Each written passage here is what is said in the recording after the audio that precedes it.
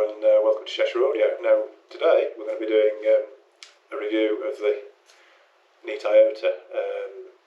Dealt with Neat for a long time. I mean, they're probably one of the few specialist speaker manufacturers left, really. I mean, there's a lot of the big names have gone very mass market, very marketing orientated, and you can tell it in the speaker ranges. They've become very samey, very bland, very uninteresting, really. Whereas Neat is sort of kept to that sort of specialist ways of doing things, where it's all about sound quality.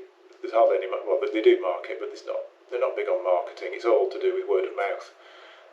Some fabulous designs, quite adventurous sort of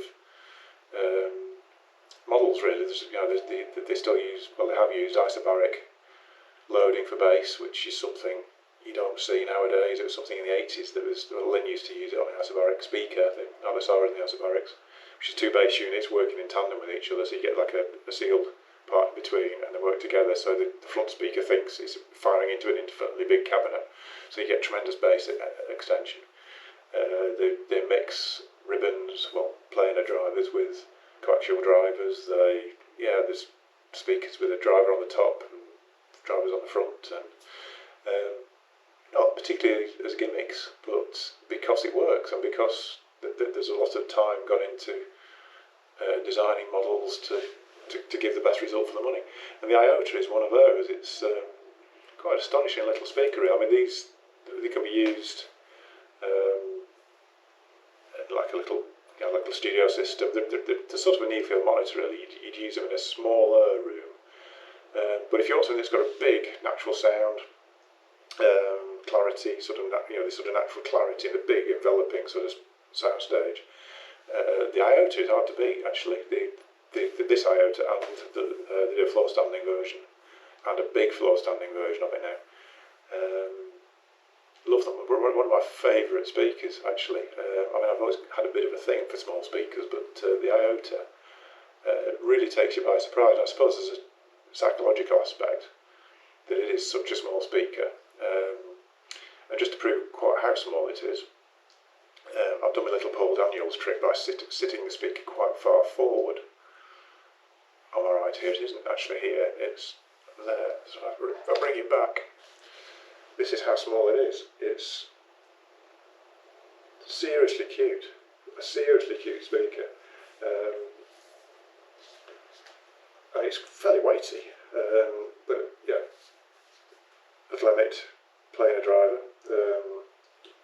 Standard coaxial, what's that, about a 4-inch driver probably, so very small unit. I mean, as always with a very, very small speaker like this, you get this with a fitting Minimos and all of them over the years. The efficiency is very low because physics dictates you can't get a lot of bass out of a small box. The only way to do it, you can't turn up the bass using a crossover in a speaker like this. You can't. It isn't something you can't actually physically turn the bass up. All you can do is turn other things down. So you have to lower the mid-range and lower the treble content of the output, or match it with drivers that do that. And then you get the flat response because everything else has dropped down to the maximum that the cabinet can do with the bass. It's not a very good explanation, that, but I should actually script these things rather than just sitting down and talking. But that's why this is 84 dB, whereas a speaker of that sort of scale will probably be 89 or even 90. But if you want to integrate the drivers and get a nice linear, I mean, the actual bass output is takes you by surprise. I think psychologically, because it's such a small box, you almost don't see it coming. So it is a bit of a shock to the system when you hear these. I mean, they do the Iota Alpha, which is sort of this. If you imagine that canted back in a cabinet that goes down to about here, straight down, little Alphas, which I'll do a review on as well. They have a separate, almost you could call a sub-cavity, it's a sub-bass cavity, it's not quite really, but it's a driver in the bottom, with its own enclosure, and then a standard Iota in the top part. And they have a bigger sound again. Actually, they're quite shocking, actually, how they work. But yeah, little Iotas. I mean, unusual that it sits on its side. I mean, that's not totally unheard of.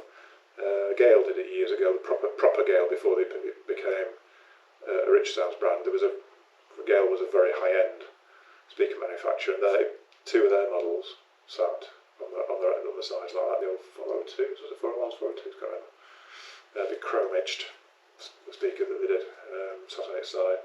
And there's been a few over the years, but it's just a good way of doing it. It works well with the treble unit, I suppose.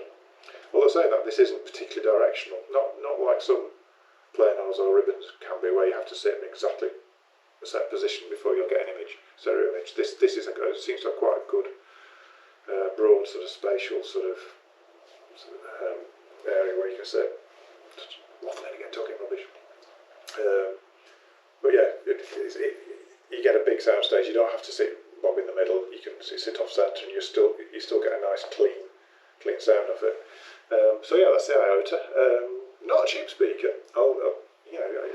Again, you'll probably be taken by surprise quite how much these are. I mean, I'll not give the price because things change and the video will then become inaccurate. I can't have that.